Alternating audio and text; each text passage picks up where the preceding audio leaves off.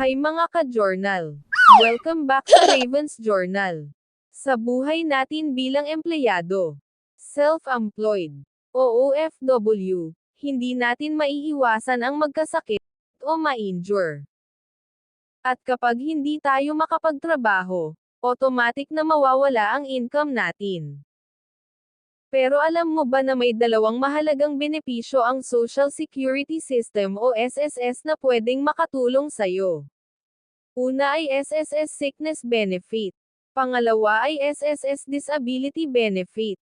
Sa video na ito, ipapaliwanag ko ang sino ang qualified, ano ang requirements, step-by-step claim process, at computation example para malaman mo kung magkano ang pwede mong makuha.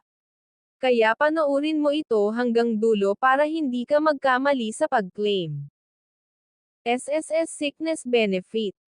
Ano ito? Ang SSS Sickness Benefit ay daily cash allowance para sa miyembro na hindi makapagtrabaho dahil sa sakit o injury nang hindi bababa sa 4 days. Sino ang qualified? May at least 3 monthly contributions within the last 12 months bago ang semester ng pagkakasakit. Na-confine sa hospital o advised ng doktor na magpahinga. Na-notify ang employer, kung employed. Ano ang semester of contingency?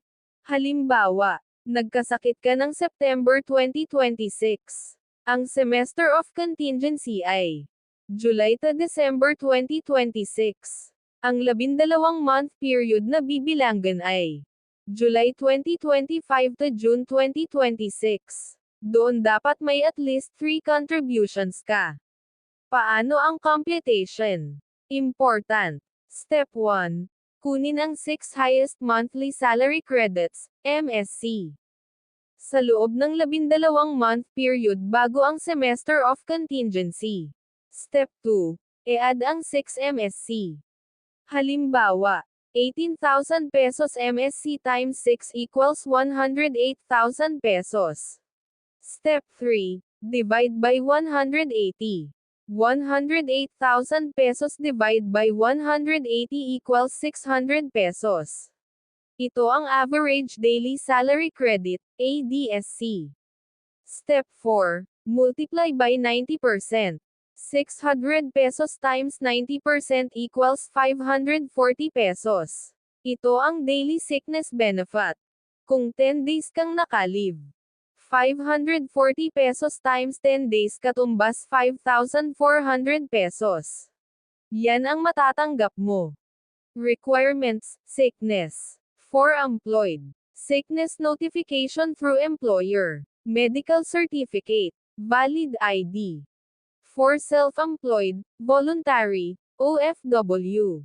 File directly via my.sss. Medical documents. Bank enrolled sa DAEM. Important, dapat ma-file within 5 days mula sa pagkakasakit, kung employed. SSS Disability Benefit. Ngayon naman, pag-usapan natin ang mas seryoso, disability benefit. Ano ang disability benefit? Ito ay cash benefit para sa miyembro na nagkaroon ng permanent partial o permanent total disability. Dalawang uri. 1. Permanent partial disability. Halimbawa, pagkawala ng isang daliri. Pagkawala ng pandinig sa isang tainga. Partial loss of vision. Ito ay may fixed number of months na babayaran. 2. Permanent total disability. Halimbawa, total blindness. Loss of 2 limbs. Permanent paralysis. Ito ay maaaring monthly pension o lump sum. Qualification. May at least 1 contribution bago ang disability. May medical proof. Certified ng SSS.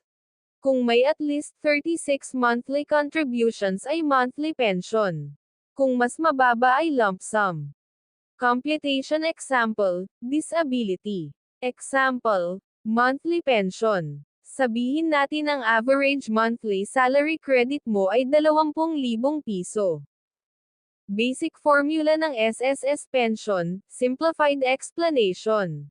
300 pesos plus 20% ng AMSC, plus 2% ng AMSC times years of service over 10 years. Halimbawa, 20% ng 20,000 pesos equals 4,000 pesos. Assume 15 years ka ng contributor. 5 years over 10 years. 2% times 20,000 pesos equals 400 pesos. 400 pesos times 5 equals 2,000 pesos. So total, 300 pesos, 4,000 pesos, 2,000 pesos, equals 6,300 pesos estimated monthly pension. Note, actual computation depends sa official SSS formula at records mo. Requirements, disability, disability claim application, medical certificate, hospital records, valid IDs, bank account. Mas mahaba ang evaluation dahil kailangan i-assess ng SSS medical officer. Common mistakes. Hindi updated ang contributions. Late notification. Kulang ang medical documents. Mali ang bank details. Double check lahat bago mag-submit.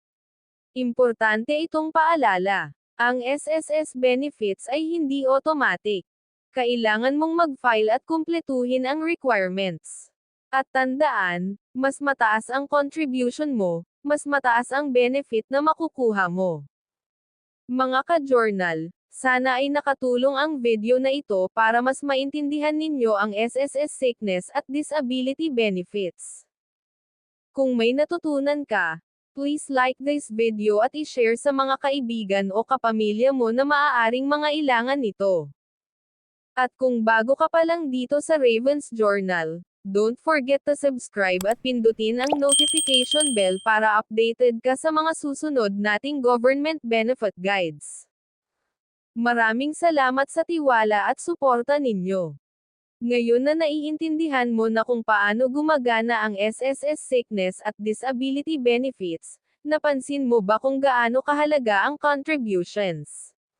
Dahil kahit may sakit ka o na-disqualify ka dahil sa injury, kung kulang o hindi regular ang hulog mo, maaaring hindi ka maging eligible sa benefits. At dito pumapasok ang isang napakahalagang tanong.